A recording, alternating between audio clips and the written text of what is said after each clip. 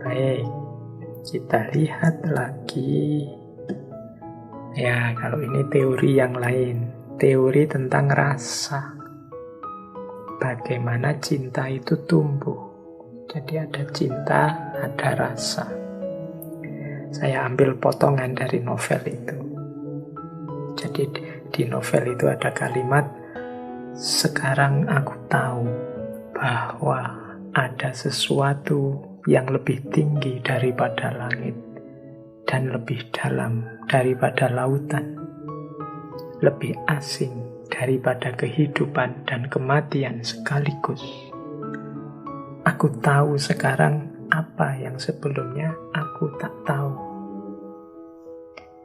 Ini kalimat yang mengekspresikan bahwa sebelum aku mengalami langsung, aku itu tidak ngerti apa itu cinta. Tapi sekarang aku mengerti apa itu cinta karena aku mengalaminya langsung ketika aku jatuh cinta padamu. Rasanya seperti lebih tinggi daripada langit dan lebih dalam daripada lautan. Lebih asing daripada kehidupan dan kematian sekaligus. Nah, ini diksi-diksinya saya bilang tadi, ini kalimat-kalimat yang sifatnya puitis untuk menunjukkan bahwa tidak mudah menjelaskan rasa yang namanya cinta itu. Kemarin engkau seperti saudara bagiku yang menemani hidupku dan bersama-sama hidup di bawah asuhan ayahku. Sekarang aku merasakan kehadiran sesuatu yang lebih asing dan lebih manis daripada rasa persaudaraan. Satu percampuran rasa cinta dan ketakutan yang tak kukenal, yang memenuhi hatiku dengan duka cita dan kebahagiaan. Jadi Gibran ini kan, kalau dalam novel itu diceritakan dia ini anaknya temannya ayahnya Selma. Jadi ayahnya Selma punya teman dan Gibran ini anak temannya itu. Makanya kata Selma, kemarin engkau seperti saudara. Mungkin sama ayahnya sering diajak main ke situ. Yo, rasanya kayak saudara, yo main saja, bareng-bareng saja, ndak ada rasa apa-apa. Mungkin ya seperti teman biasa saja, teman bermain. Tapi sekarang ada rasa sesuatu yang lebih asing, tapi lebih manis daripada persaudaraan. Ini saya bilang ini tidak bisa dijelaskan, pokoknya sampean rasakan sendiri. Kalau teman-teman yang mungkin mahasiswa awalnya, mungkin dulu semester 1 rasanya juga biasa saja kayak teman seperti yang lain, tapi ketika rasa itu muncul, dia kalau kemarin rasanya seperti yang lain, sekarang dia sama sekali tidak seperti yang lain. Jadi dia rasanya istimewa. Ada rasa yang asing dan lebih manis daripada saudara, daripada teman. Ada rasa duka cita tapi sekaligus kebahagiaan. Duka cita itu takut kalau nanti engkau pergi, engkau hilang, engkau tidak bersamaku, tapi juga kebahagiaan. Karena cinta itu kehadirannya memang membahagiakan. Jadi inilah dimensi rasa dalam cinta. Hanya yang mengalami yang tahu. Ini teori yang di semua pembahasan tentang cinta selalu disampaikan bahwa tepatnya penjelasan tentang cinta itu melalui dimensi rasa. Tidak bisa diuraikan dengan kata-kata. Baik, jadi dari sisi cinta kita belajar tentang rasa, kita belajar tentang pertemuan dua jiwa, kita belajar tentang air mata, kebebasan, daya hidup, serta cinta pertama. Sekarang kita masuk ke babak selanjutnya tentang penderitaan dalam cinta. Seperti saya bilang tadi, ini cerita yang lebih menonjol aspek patah hatinya. Bagaimana ketika dua orang saling mencintai, tapi tidak bisa nyambung karena budaya, tradisi, adat. Semua aktornya ini merasa tidak ada satupun yang bahagia karena keunggungan budaya atau tradisi tadi. Nah, saya membaca narasi-narasi kepedihan, narasi-narasi penderitaan dalam cinta. Itu saya kategori psikologi, bagaimana psikologi orang yang sedang mengalami rasa sakit, mengalami penderitaan. Itu saya kasih gambar fase-fasenya. Jadi ini sebenarnya tidak hanya urusan cinta, sakit apapun yang sifatnya psikis, mungkin ditinggal orang yang kita cintai. Hari ini kan banyak saudara-saudara kita, teman-teman kita, guru-guru kita yang meninggalkan kita, lebih disayangi Allah. Ada yang mengalami rasa sakit. Apalagi ini hari ini era pandemi, wabah di mana-mana, rumah sakit penuh. Ini kan penderitaan demi penderitaan. Zaman dulu saya lupa bulan apa, awal-awal corona itu kita membahas juga tentang penderitaan. Nah, kalau saya ringkas, mentalnya orang yang menderita itu urutannya seperti ini. Jadi bunyinya.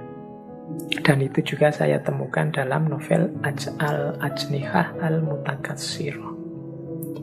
Jadi diawali dari pengingkaran, tidak terima, not me. Kemudian dilanjutkan dengan mempertanyakan, why me?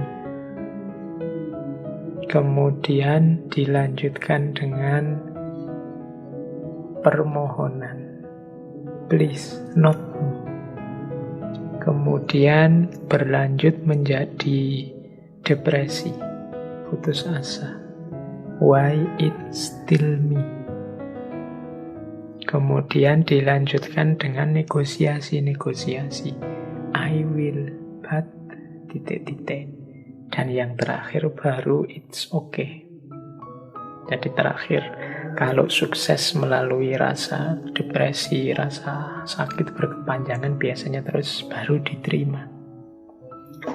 Jadi yang paling awal orang itu ketika mengalami penderitaan biasanya mengingkari, not me, enggak.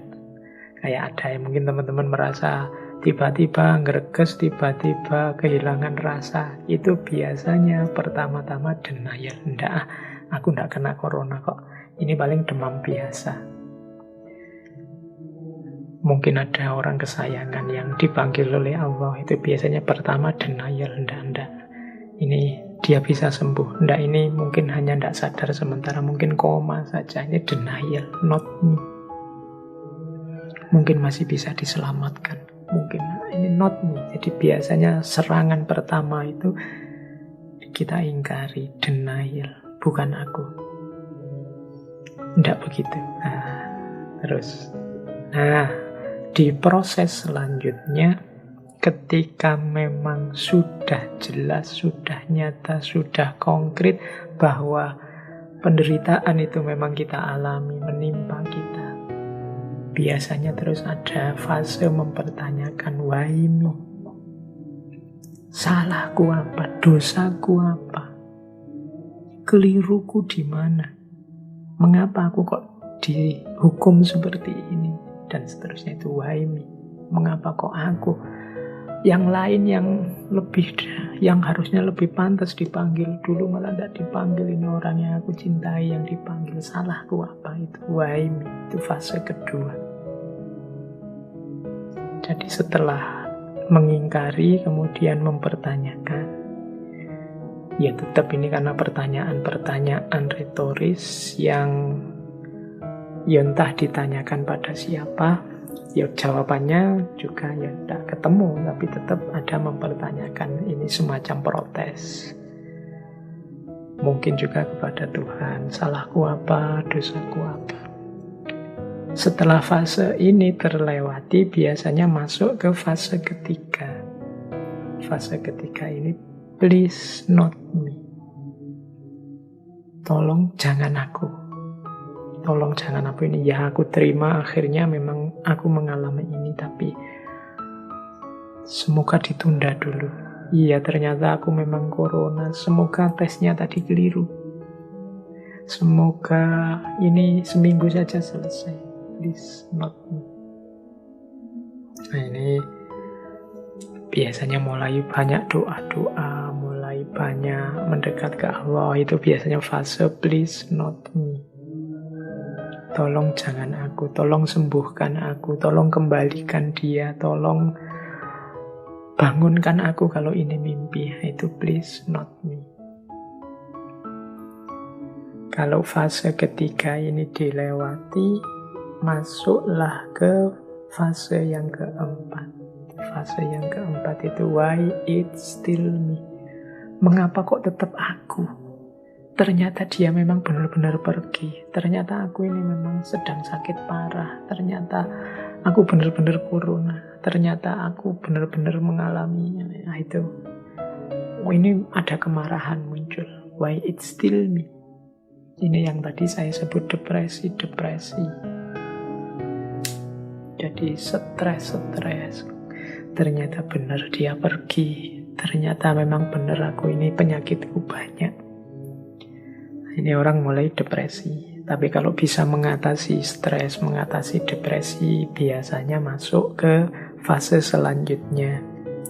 Fase selanjutnya itu, di situ saya tulis I will, but titik-titik I will itu oke lah, enggak apa-apa. Tapi semoga aku cepat sembuh. Oke dia pergi, tapi tolong kuatkan aku, sabarkan aku. Tolong beri aku ketabahan. Nah itu I will but. Jadi ada negosiasi. Semoga setelah ini rezekiku tetap lancar. I will but.